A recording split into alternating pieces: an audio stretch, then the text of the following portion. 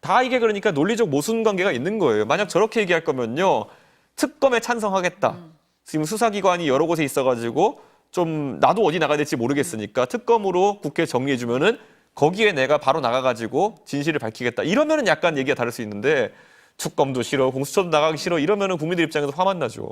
아니 처음에 수사기관 여러 군데서 그 소환 요구했을 때 그런 얘기를 했었죠. 석 변호사가 너무 여러 군데서 부르니까 그렇다라고 했는데 공수처로 일원화가 된 다음에도 같은 입장이에요. 그러면 결국은 뭐 체포영장, 구속영장까지 가겠다 뭐 이런 심리일까요?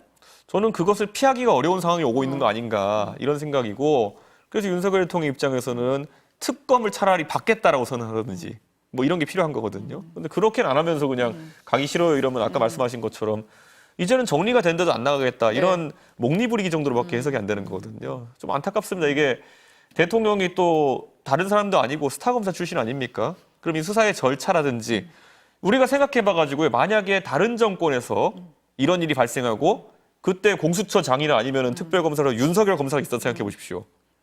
한동 검사 시켜가지고 맨날 브리핑하고 맨날 불러다가 이렇게 망신 주게 하고 다 했을 거 아닙니까? 본인이 수사했으면 이렇게 하겠습니까?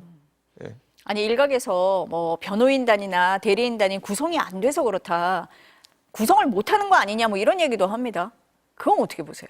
제가 윤석열 대통령이 그에 대해서 외신에서 한번 평가해달라 그래가지고요. 사실 그들이 어떻게 영어로 번역했을지 모르겠지만은 꼴 좋다라고 제가 얘기했었거든요. 제가 사실 괜히 그거를 얘기한 것도 아니고요.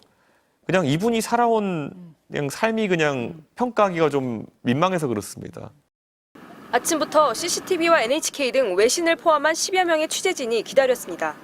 출석에 대비해 공수처 청사 앞도 주차금지 구역으로 지정해 비워뒀습니다.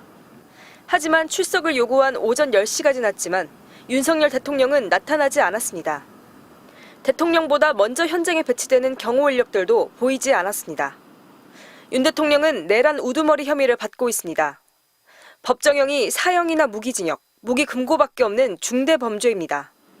그런데 윤 대통령이 지난 18일 공수처의 1차 출석 요구에 이어 이번 2차 출석 요구에도 응하지 않은 겁니다.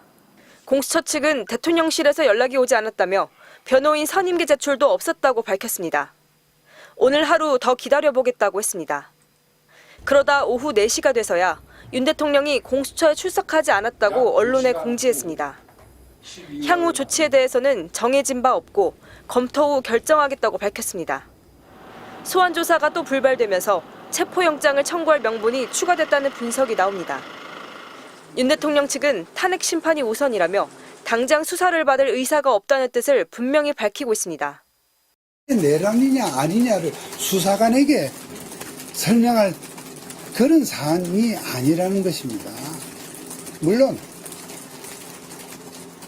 때가 되면 그 절차에도 응할 것입니다.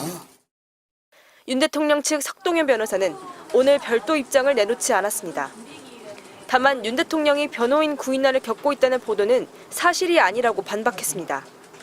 윤 대통령이 전관 변호사에게 7억 원의 수임료를 제안했지만 거절당했다는 보도가 나오자 자신의 페이스북에 소설 같은 얘기가 아니라 소설이라고 올렸습니다.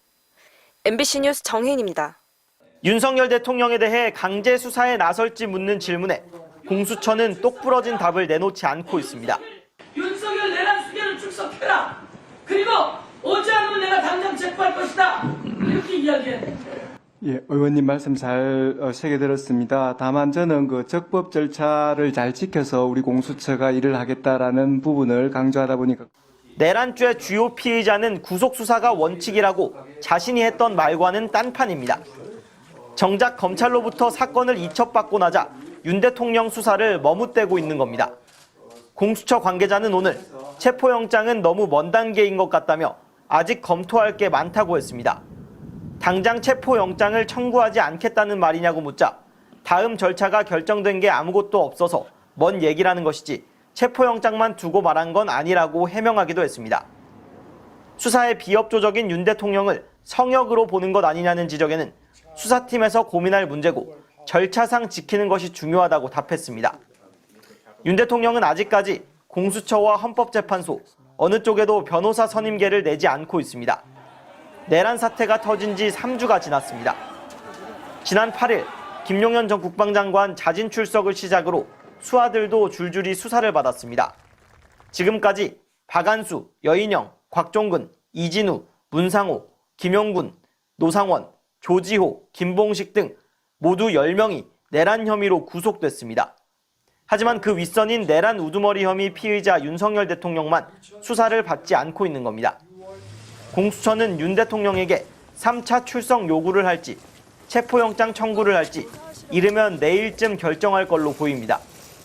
예견된 불출석에 대한 대응도 늦어지면서 연내 윤 대통령 조사가 어려워질 거라는 관측도 나옵니다. MBC 뉴스 김상훈입니다.